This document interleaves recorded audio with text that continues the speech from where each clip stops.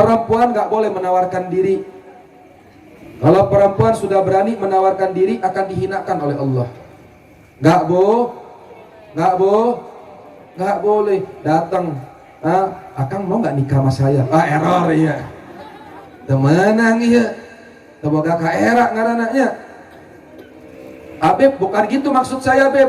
Kalau misalnya saya datang sama kiai, sama ulama, sama ustazah, atau sama guru pengajian datang, minta tolong, minta petunjuk, carikan saya jodoh, minta jodoh yang baik buat saya, atau isyaratkan untuk saya, boleh. Kalau minta isyaratkan, tapi bukan berarti menawarkan diri, nggak boleh. Perempuan jangan pernah meminta laki-laki, tapi perempuan harus dipinta oleh laki-laki. Kalau orang tua boleh nggak minta menantu? Boleh. Orang tuanya ngeliat nih ada anak tetangganya soleh banget, rajin ngaji, keluaran pesantren, ini kayaknya nih laki-laki cocok buat mantu saya. Boleh nggak orang tuanya minta? Boleh. Mau nggak kamu sama anak perempuan saya? Boleh. Tapi kalau perempuan, khairukum min ikhwana alladzi kasratil haya, sebaik-baiknya daripada kaum wanita adalah wanita yang paling pemalu. Semakin dia pemalu, semakin dia mulia di hadapan Allah Subhanahu wa ta'ala. Beb, aneh belum pakai cadar, Beb, tapi aneh pemalu, Beb. Bagus. Aneh pakaian aneh ala kadar deh, Beb, belum islami banget, Beb, tapi aneh pemalu, Beb. Bagus. Sebab kehormatan wanita itu ketika dia mempunyai rasa malu. Apa kata Rasulullah? Wanita-wanita yang mempunyai sifat pemalu besok akan berbaris dengan Sayyidatuna Fatimah Zahra di yaumul qiyamah. Enak banget tuh perempuan ya. Nongkrong sama putri kesayangan Rasulullah. Di Siratal Mustaqim masuk surganya duluan sama Sayyidatuna Fatimah Zahra. Siapa itu perempuan-perempuan? Alladzi kasratil haya. Perempuan-perempuan yang mempunyai sifat malu, bukan malu-maluin. Leres tuh. Paham? Naam. Habib, saya udah akhir balighah, Habib. Sebagai seorang wanita, saya pengen banget cepat dapat jodoh, Bib. Gampang. Gimana gampang, Bib?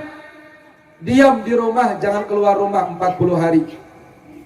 Perempuan yang gak keluar rumah lebih dari 40 hari, bayati alaikum zauja, bakal datang laki-laki yang minta kepada dia. Kalau 40 hari aja Allah datangkan laki-laki yang meminta, kalau mau dari awewe anu ke keluar imah sama sekali, keluar rumah cuma seperlunya doang. Masya Allah. Eta Mang Asep jeung Cek Neneng boga anak awewenya, boga keur leutik mah katingali beungeutna. Ayeuna mah tara katingali di mananya? Aya di imah wae. Nah, tara keluar, osok keluar ngan ngaji hungkul, osok keluar ka majelis ilmu. Pernah ningali teu? Encan pernah ada. Pernah ngadenge suarana teu? Encan. Masya Allahnya eta awewe teh. Sebab apa? Rasul mengatakan laki-laki ini mempunyai sifat penasaran yang sangat besar. Dan laki-laki itu penasaran dengan perempuan yang tertutup. Semakin dia tertutup, semakin bikin penasaran. Kalau udah dengar suaranya udah gak penasaran kita, benar gak? Kalau kita udah tahu mukanya tiap hari kelihatan nongol, lagi jemur pakaian, joget-joget kayak orang kesetanan, ini sih banyak di pasar malam juga. Ada lagi pemikiran barat, dirusak umat Islam, kaum wanita kita dirusak. Kalau mau dapat jodoh gampang, dandan yang cantik, ondel-ondel. Ini anak-anak seumur jagung, Masya Allah, gigi pakai kawat, bibirnya ditebelin sama dia pakai lipstik, pakai lepis ngetat, bajunya bagus, jalan nongkrong di mall, kali aja dapat jodoh. Bukan dapat jodoh, yang datang laron, anu datang nage laler. Sebab lamun awewe mengundang laki-laki dengan auratnya, maka laki-laki yang datang bukan datang karena cinta, tapi datang karena syahwatnya. Kenapa? Sebab dia mengundang laki-laki dengan nafsu. Kalau dia mengundang dengan aurat, ya pasti otomatis yang datang laki-laki lah karena nafsunya, bukan datang karena cintanya. Tapi seorang wanita yang menutup auratnya dengan sempurna, maka Allah akan datangkan dia laki-laki yang baik. Beb hayang beb boga salaki anu bager beb, geus jadi awe bager encan. Beb hayang boga salaki nu kos kieu nu kos kitu beb. Mulai ti diri urang, sebab ari jodoh mah bakal pahili. Jodoh teh cerminan urang. Pasti gak bakal ketukar jodohnya. Jodoh tuh cerminan. Dipaksain nikah sama si itu, gak lama cerai akhirnya. Kenapa? Belum itu yang serak ternyata. Tapi jodoh tuh bakal ketemu chemistry-nya, kata orang begitu. Ketika kita melihat dia, senang hati kita, ada ketenangan, ada kebahagiaan, saling menyempurnakan satu dengan yang lainnya. Mudah-mudahan Allah datangkan jodoh yang baik bakal kita sekalian. Yang udah nikah ya, yang udah nikah, yang udah nikah mudah-mudahan Allah pelihara rumah tangganya. Amin ya rabbal alamin. Tuh pesan Habib. Jadi yang perempuan nih, kalau ente pengen dapat jodoh, diam di rumah. Terus kalau pengen dapat jodoh, jangan suka mengumbar aurat. Terus kalau pengen cepat dipinta laki-laki untuk menikah, jangan pernah engkau berpacaran. Kalau udah pacaran, jodohnya lama. Cewek tuh kalau pacaran tuh pasti jodohnya lah lama. Pacaran 1 tahun, 2 tahun, 3 tahun, nikah mantu. Akhirnya nikahnya malah sama orang. Belum tentu nikahnya sama dia. Rugi udah. Nih kalau ente nih kalau mau cepat dapat jodoh udah yang pacaran nih malam nih putusin pacarnya langsung. Habib, kalau aku putusin cowok aku, Beb, aku takut dia tambah sesat, Beb. Maksudnya apa? Dulu tuh cowok bandel, Beb. Semenjak pacaran sama aku jadi cowok baik, Beb. Gak ada modus. Beb, kalau saya punya pacar perempuan, Beb, kalau saya putusin dia ngancam mau bunuh diri, Beb, biarin. Kalau dia bunuh diri pakai obat nyamuk, belikan obat nyamuknya, sok mangga bunuh diri. Mual bakal. Bohong, mau bunuh diri, sang mangga nih, obat nyamuknya, sok minum. Kalau perlu ada beliin silatnya, paling cewek bingung ya. Jangan mau. Udah mulai malam ini putusin deh, nggak usah pacaran. Kalau ente sayang sama orang tua, jangan pacaran. Kalau ente sayang sama diri sendiri, jangan pacaran. Kalau ente pengen cepat dapat jodoh, jangan pacaran. Kira-kira ngerti nggak? Jelas nggak? Paham? Nah, kemudian setelah jodoh ente datang, Beb, aneh ini udah temu jodoh, Beb, tapi ragu. Ini yang ngelamar aneh ada 2, atau laki-laki ada 2 pilihan calon. Gimana caranya, Beb? Istikharah, minta petunjuk sama Allah. Jangan terburu-buru. Yo ayak ningali lalaki langsung ayak mengalamar, aing mah lamun teu diterima engke teu laku-laku, geus da jadikeun wae mak, geus mak. DP-na leutik tangan naon lah cenah. Biarkeun kembae lah pokokna mah penting neng nikah cenah. Enggak boleh begitu buru-buru ya. Jangan buru-buru. Bilang tuh sama tuh laki-laki, Pak, Umi sampeikeun kasih akang eneng bade istikharah. Ketika sudah istikharah ada jawaban, bilang, Kang, alhamdulillah eneng dapat jawaban. Ari istikharah teh jawabanna lain ku mimpi. Ada orang istikharah encan mimpi-mimpi, Kang. Leuheung ari eneng mah hudangna subuh, kadang hudangna siang. Lain mimpina alus, mimpina jurik, tah jawabanna berarti telaki teu bager cenah. Istikharah itu tuh bukan jawabannya mimpi, tidak. Tapi kalau orang yang istikharah itu nanti jawabannya Allah gerakin hatinya. Minta dalam doa kita, munajat kita, ya Allah, kalau memang dia jodoh saya, mudahkan jalannya. Tapi kalau memang dia bukan jodoh saya, ya Allah, palingkan dari angan saya. Minta sama Allah. Sebaik-baiknya ketentuan Allah, sebaik-baiknya calon-calon yang dipilihkan oleh Allah. Nah ini yang paling pintar nih, nggak keburu-buru. Kira-kira jelas? Udah istikharah dapat jawaban, nikah. Sebelum nikah, si laki-laki boleh bertemu sama si perempuan, namanya dikhitbah. Habis ta'aruf, yang kedua dikhitbah. Dikhitbah itu diikat, lain tunangan. Tunangan-tunangan mahnya dibacakan Al-Fatihah. Di hadapan kedua orang tuanya dibacakan surat Al-Fatihah, kemudian si ibu laki-laki memberikan cincin kepada si wanita. ngasih cincin. Si lalaki kudu milu deui. Lalaki mah rokat pertama wae keur ta'aruf. Rokat kedua keur ngahitbah, geus tugasna indung jeung bapak urang. Lalaki di imah ngadoa wae geus. Datang ke sono, habis di khitbah tentukan tanggal nikah. Ingat pesan Nabi, hari perkara baik ulah ditunda-tunda. Ada beberapa perkara tuh gak boleh ditunda. Tapi ada beberapa perkara yang kalau dipercepat itu asyaitan, al-ajilah minasyaitan. Perkara yang terburu-buru itu daripada sifatnya syaitan. Tapi ada 3 hal yang harus disegerakan. Apa? Yang pertama, bayar utang. Kalau bayar utang tuh nggak boleh tunda-tunda. Pan terburu-buru sifatnya syaitan, beb. Oh, lain gitu maksudnya, utangnya diburukan. Yang kedua apa? Nikah. Nikah nggak boleh ditunda-tunda. Habis di khitbah, sebaik-baiknya orang tua menentukan waktu secepatnya.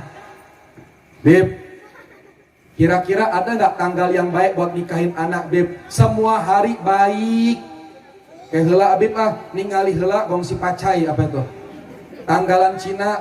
Iya, kira-kira kalau anak perempuan namanya si Maunah. Iya enggak? Kalau punya anak laki-laki namanya si Miing. Dihitung dulu coba kira-kira tanggal berapa bagusnya nikah. Udah semua tanggal bagus. Yang penting jangan nikahin anak Idul Fitri. Atau mau nikahin anak bulan Ramadan, karunya ke batal wae puasana. Ya. Cari nggak apa-apa, semua hari itu baik. Nikahin anak kita secepatnya, jangan ditunda-tunda.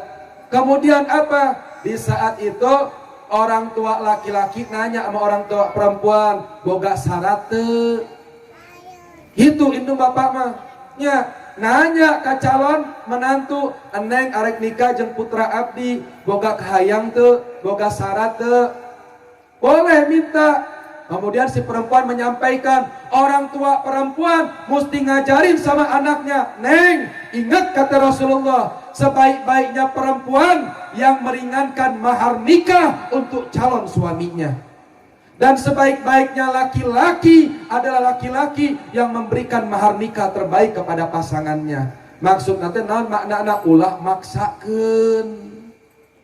Si awewe mah geus ngomong kasih AA geus ulah maksakeun AA saayana wae AA.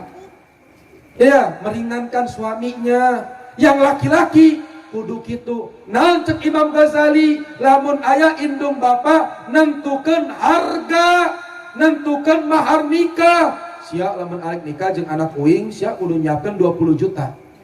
Berarti harga anakna teh 20 juta. Lamun isukan anakna diceprotan ku salakina, da geus dibeli ku aing cenah. Kalau anak perempuannya ditelantarkan, disakiti, dizalimi, dihianati. Kenapa? Gara-gara orang tuanya. Anak kok dijual beli kayak kebo. Jangan. Berikan mahar yang nikah. Apa mahar nikahnya? Naon cek indung bapana, urang titipkeun anak perempuanku, hormati, muliakan sebagaimana saya membesarkannya, menyayanginya. Saya serahkan kasih sayang ini kepada antum, calon suaminya. Hade gitu mah. Habib dulu tuh curhat sedetik waktu mau nikah. Habib waktu mau nikah itu cuma seminggu. Pulang dari Hadramut, itu di Hadramut ketemu Sayyidul Murabbi Al-Habib Umar bin Hafid. Habib Umar bilang, ya Sayyid, batazawwad, wahai Sayyid, manggil kita ya, apa ente mau nikah, kata Habib Umarnya. Aneh bilang sama Habib Umar, alhamdulillah gad zawijtu, ya Habib, alhamdulillah nges nikah Habib. Ziyadatul khair barokah. Kebetulan ke arek angkat ke Hadramutnya ke galau-galau na. Di Hadramut tenang hati kita, dapat jawabannya apa? Malah suruh nikah lagi. Masya Allah. Apa kata kita sama guru? Sam'an wa ta'atan. Ini anak punya anak murid pulang ke Indonesia. Iya. Nanti ente datang ke rumah orang tuanya. Alhamdulillah pulang dari Hadramut belum saya tunaikan. Sebulan 2 bulan saya mimpi Habib Umar. Saya ingat pesan Habib Umar, saya datang ke rumahnya. Gak ngarap diterima, gak takut ditolak. Datang wae dan intisal amr ti guru. Datang ke imana nges menta wae. Nah cek indung bapakna, anak saya udah ada yang minta 5 orang, baru ada orang yang ta'aruf ngeliat, belum dihitbah. Siapa? Anaknya ini. Edan saingannya berat-berat euy. Adiknya Ustazah Halimah Ali Drus, anaknya Habib ini. Urang mah golput mundur lah cenah. Ya khair. Kalau antum kerja apa? Anak mah tukang minyak wangi. Tukang minyak wangi. Kita nggak boleh bilang oh kita dakwah, kita begini, nggak boleh. Datang ala kadar. Bahkan saya datang waktu itu nggak bawa mobil, udah datang ngeteng we diantar ke Babaturan. Subhanallah disambut baik oleh kita calon punya mertua tuh. Apa yang kata anak punya mertua? Ane mau lihat anak perempuannya boleh beb. Apa yang kata kita punya mertua? Nggak boleh. Nggak boleh. Cirina anak abdi teh kieu. Hirungna kos kieu, buntukna kos kieu, buukna kos kieu. Kita ngalamun orang. Ngabayangkeun hungkul.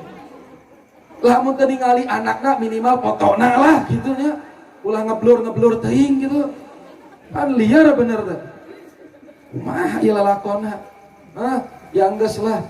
Ya udah Habib, ane bilang nanti insyaallah ana datangkan Umi Ana ke sini biar Umi Ana yang ngeliat. Akhirnya Umi Habib datang ka ditu. Umi langsung telepon, Masya Allah, Umi senang banget ngelihatnya. Umi senang, kurang resep. Namun nges indung ngomong iya jadi. Pokoknya indung mah segala-galana ibu presiden. Kalau kata ibu kita nikah. Namun cek ibu orang ulah. Hade kata Habib Umar. Habib keur nikah indung teh nyaho, bapak teh nyaho. Pertama nikah, cerita nyata. Nikah indung jeung bapak teh nyaho. Naon sebabna? Ari bapak mah nita, ari indung keur gering. Jadi manja ke Habib teh. Nanti kalau nikah nanti nggak sayang lagi sama Umi. Sayang nih. Pan indung mah tambah kolot, tambah kos budak. Jadi orang anak teh kudu ngalah. Jimat orang saha indung. Udemi siap pokoknya aneh nggak bakal nikah. Tapi dah orang dakwah pulang kuliling, banyak ternikah repot bener. Ada nikah kita diam-diam subhanallah. Itu ketika lagi galau ke Hadramut, ya karena Umi kita setiap ngeliat calon nggak ada yang cocok, tapi ngelihat yang ini langsung cocok. Udemi gas bismillah. Datang di kaditu, naon cek calon mertua teh. Maharna naon, kurang ngomong. Naon cek mertua teh, geus ulah naon. Hafal teu. Juz 28. Jirohate ulah ge juz 28 cek orang teh 30 juz ge urang hakan lah. Pan tukang minyak wangi teh nyaheun urang santrinya. Tukang minyak wangi. Oh siap cek orang juz 28 cek orang teh tambah juz 28 lah. Enak mah hareuh cincai. Ya Habib, aneh insyaallah mau nabung dulu tahun depan nanti baru aneh mau nikah. Apa kata kita punya mertua? Jangan tahun depan, minggu depan Habib Omar datang ke Indonesia ente nikah. Saminggu? Masya Allah. Persiapan cuma seminggu. Tapi lamun orang hayang nikah, lalaki mah ulah sieun, hangke rezekina datang sorangan. Jadi lamun ujang arek nikah, niat ya Allah agar terhindar dari maksiat, jangan takut, nanti rezekinya bakal Allah datangkan, Allah bakal cukupin. Sebab apa kata Allahnya? Ketika engkau niat untuk melepaskan kemaksiatan, Allah akan mencukupi engkau. Nikah. Makanya kalau kita mau minta anak perempuan, kita berikan mahar yang terbaik. Jangan mentang orang tuanya bilang, "Gus, gak usah mahar apa-apa, surat juz 29 aja." Terus kita gak kasih mahar apa-apa. Gak boleh, berarti kita laki-laki gak punya harga diri. Tunjukkan kita berikan yang berharga untuk calon pendamping kita. Itu yang diajarkan sama Rasulullah. Setelah menikah, nah tugas kita apa? Tugas kita untuk saling menyempurnakan. Nanti kita ngelihat istri kita modelnya kayak begini. Oh ternyata ada kurang dalam diri dia. Wajar. Istri kita bukan malaikat. Lihat kekurangannya jadi hiburan untuk kita. Itu dulu Nabi Muhammad setiap hari tuh kalau makan tuh Nabi tuh disisain sedikit buat istrinya. Jadi kalau Nabi di rumah Sayyidah Khadijah, ya itu kalau makan Nabi ada sisa makan Nabi itu kadang-kadang Nabi ambil, Nabi suapin sama Sayyidah Khadijah. Bukan waktu pengantin baru doang suap-suapan, sampai tua Nabi begitu. Sayyidah Khadijah disuapin sama Rasulullah. Sampai Sayyidah Khadijah meninggalnya pun di pangkuan Rasulullah. Romantis gak kita punya Nabi? Makanya kita minta sama Allah mudah-mudahan kita punya suami bisa ngikutin Rasulullah. Dan Nabi bilang, aku paling suka khairukum min ummati khairali ahli. aku paling cinta kepada umatku. Umat yang bagaimana? Umat yang paling baik sama keluarganya, baik sama istri dan anak-anaknya. Ini umat yang paling aku cintai, kata Rasulullahnya. Ya, biasakan dia lelaki, siap lamun boga istrinya. Ya, kajenting geus kolot, orang mah era bib. Biasa mereh hubut ka istri teh. Ulah. Coba bungahkeun istri, bapak keur tuang semur jengkol nya. Panggil istri di dapur, "Neng, Neng." "Heuh, Pak." Ka dieu coba bapak teh arek nyuapkeun Neng. Lamun anak urang ningali kos kitu, isukan anak lalaki urang bakal nyaah ka istrina. Atau lamun isukan urang boga anak awewe, insya Allah anak perempuan kita bakal diperlakukan baik oleh suaminya. Tapi lamun bapak osok nyerikeun istrina, isukan anak awe bapak bakal dipecirikeun ku salakina. Adek Pak, Allah bilang kama tadi nutudan, apa yang kamu perbuat besok kamu bakal panen. Suka nyak-nyain istri, besok anak kamu bakal disia-siain. Suka kasar sama istri, besok anak kamu yang perempuan dikasarin sama suaminya. Sebagaimana kamu gak ridha, maka jangan kamu berlaku tidak baik kepada kaum wanita kamu. Nabi kalau ngelihat Sayyidah Aisyah, ini Sayyidah Aisyah lagi cemberut nih, lagi ngambek. Wajar perempuan, mungkin lagi masa datang bulan, lagi hamil, ya itu sensitif, bawaannya baper, tiba-tiba ngadat, ya kesurupan misalnya, ya. Itu kalau lihat kita ngambek. Nabi kalau lihat Sayyidah Aisyah ngambek, itu Nabi Muhammad langsung bilang, "Ya Aisyah, tutup mata kamu." Itu langsung kaget Sayyidah Aisyah. Nabi cemberut, "Ya Aisyah, tutup mata kamu." Tutup mata Sayyidah Aisyah, dicium keningnya sama Rasulullah. Jadi kalau istri kita lagi ngambek mah gampang, udah diamin aja. Udah diamin, tanya kenapa, panggil, usap kepalanya, "Kamu kenapa?" Senang. Gak bakal ngambek, ulah lebay dipuji-puji. Tanya kunaon, harek nyandung sih kos gitu mah. Ya. Nggak perlu lebay-lebay, nggak perlu lah. Kasih bunga, ada lebay deh. Nggak perlu. Usap kepalanya Nabi ngajarin, cium keningnya, insya Allah langsung adem dia. Praktekin coba di rumah sama istri kita. Lagi ngambek, usap keningnya, cium keningnya. Paham?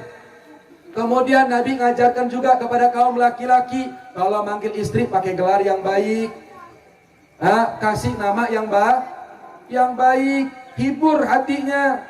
Kesayangan, kecintaan, jantung hati, atau pakai bahasa Arab. Itu biasain dari pengantin baru sampai tua, biasain. Atau kalau kita belum ngeramal sunnah Nabi, dulu belum sempat sama istri kayak begitu, mulai sekarang Pak pulang ke rumah kita panggil istri pakai gelar yang baik-baik. Ya, jangan kita berkata kasar kepada kaum wanita, jangan mengatakan ucapan yang nggak baik kepada kaum wanita. Habib, kalau sama perempuan lain boleh nggak Habib? Boleh. Laki-laki judes sama perempuan lain boleh nggak? Boleh. Atau perempuan judes sama laki-laki yang bukan mahramnya? Bagus. Perempuan mah kudu judes kalau laki yang bukan tapi kalau sama suaminya dia baik. Ini kebalik, sama suami di rumah kergelut, merong-merongan. Keluar rumah ninggalin tukang sayur aja akang daman, geuleuh. Kabalik hirup nanya. Di rumah masih melotot nih, buka pintu dikit senyum. Kondangan senyum, ke pasar senyum. Bisa aja dia ya. Di rumah lagi berantem sama suaminya nih. Cemberut. Kayak kos ucing garong ke awewe tanya. Nyakar-nyakar kasa laki. Keluar rumah senyum. Bisa begitu. Semenit buka pintu nyengir langsung. Astagfirullah. Ini kebalik namanya ya. Perempuan di rumah dia santun, lembut. Tapi ketika dia keluar rumah buka pintu, nunduk pandangannya. Ada laki-laki negor, "Neng, damang Neng." Nah, ada laki-laki negor, "Neng arek ka mana Neng?" Ulah centil, akang, geuleuh. Yang nyebor ku cai hanep ke situ banyak. Aya tuh. Atau pergi pengajian, lagi pengajian nih, ngelihat nih pemain hadroh. Lihat pemain pemain hadrohnya ganjen. Ini mah enggak bager ini mah nya. Lihat pemain hadroh, ada pemain hadrohnya ganjen. Lihat perempuan, neng. Aduh, udah geuleuh deh ngeliatnya deh. Hah? Jangan begitu deh. Geleh itu namanya penistaan majelis taklim ya. Penistaan majelis taklim. Tuh begitu. Jadi ingat, perempuan tuh harus judes. Lihat lagi, Nabi ngajarin juga tugas kalian saling menyempurnakan satu dengan yang lainnya, bukan untuk cari-cari kekurangan. Makanya konsepnya Rasulullah tuh dalam rumah tangga itu harus pintar merasa, nggak cuma ngerasa doang. Apa maksudnya merasa? Merasa kurang baik, merasa kurang hormat, merasa kurang taat, merasa kurang sempurna, merasa kurang memenuhi kewajiban. Gak cuma ngerasa. Kalau ngerasa paling jago, ngerasa suami saya gak baik, ngerasa suami saya gak benar, ngerasa istri saya gak berakhlak, ngerasa istri saya tuh gak bagus. Pintar ngerasa tapi gak pandai merasa. Tapi kita dituntut dalam rumah tangga tuh saling muhasabah diri. Melihat suaminya nggak benar, galak, kasar, istrinya bilang, ya Allah, apakah saya belum jadi wanita soleha? Ya Allah, berikan kesabaran, berikan ketabahan, ya Allah. Suaminya marah, tambah baik sama suaminya. Suaminya marah lagi, tambah taat kepada suaminya. Akhirnya suaminya malu berbuat kasar kepada dia. Atau kebalikannya, suami ngelihat istri nggak baik, perbaiki. Iya, kalau suami nggak baik, istri lepas tanggung jawab. Tapi kalau istri nggak baik, suaminya tanggung jawab di hadapan Allah. Makanya kalau suami boleh ngelihat handphone istri, kalau istri diharamkan melihat handphone suami.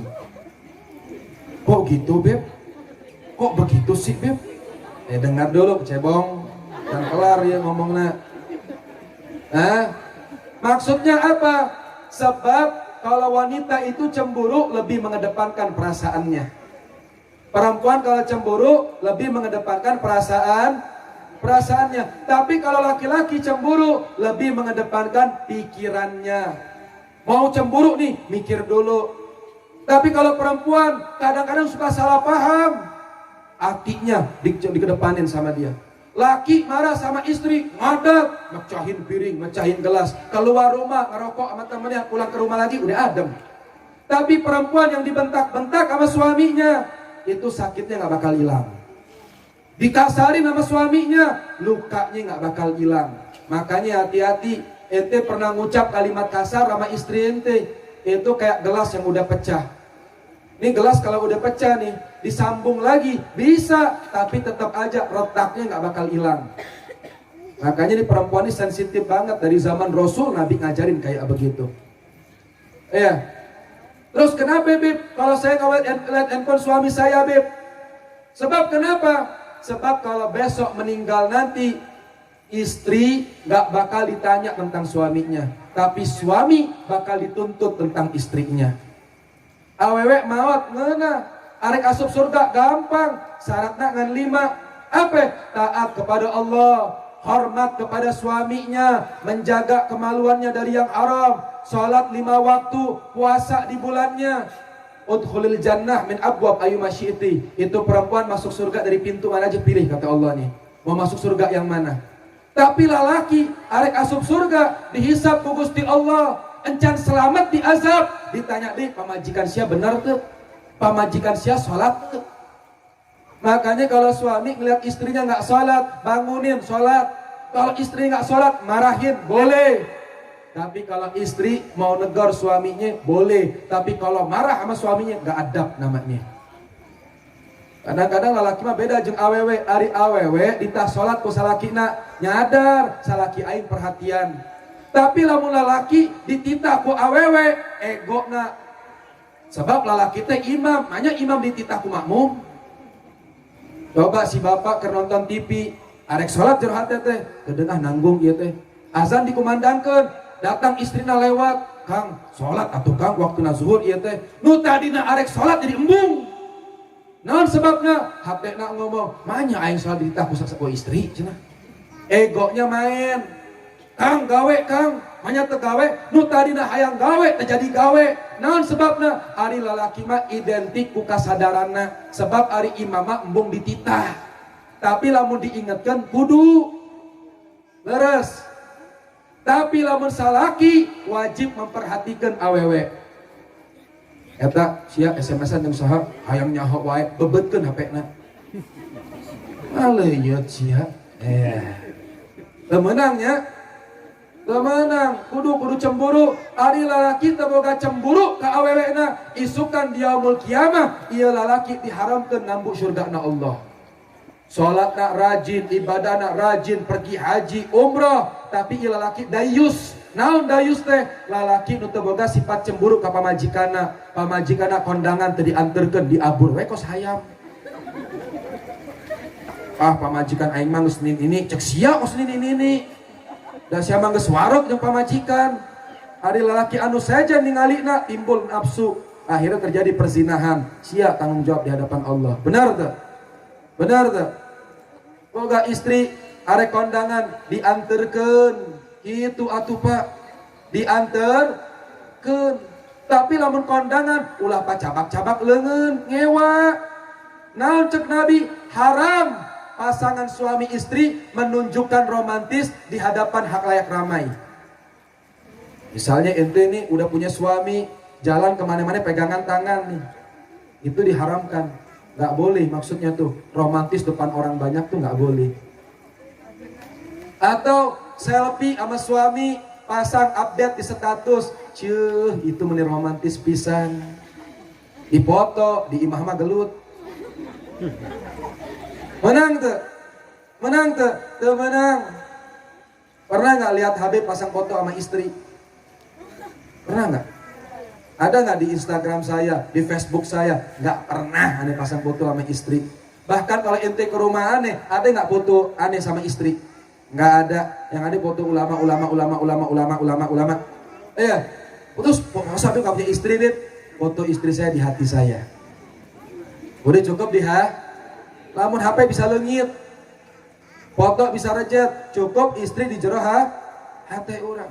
Beb, masa gak punya sama sekali, Beb? Punya. Kalaupun pengen nyimpan foto suami istri, simpan di kamar aja, jangan dipasang di tengah rumah. Nah, cek Imam Ghazali, ulama orang ngajarkeun, lamun orang masang foto duaan di tengah imah, aya jalmi boga penyakit hati, eta dipandang ada penyakit ain namanya, itu bisa cerai rumah tangganya. Yang tadinya harmonis bisa jadi ribut. Ini penyakit hati namanya ain. Makanya kalau kita ada hal begitu tuh, ada orang muji, ya Allah ini waktu ente muda nikah ya. Iya, sholawat. Allahumma sholli ala sayyidina. Is eneng bareto keur mudana meuni gelis.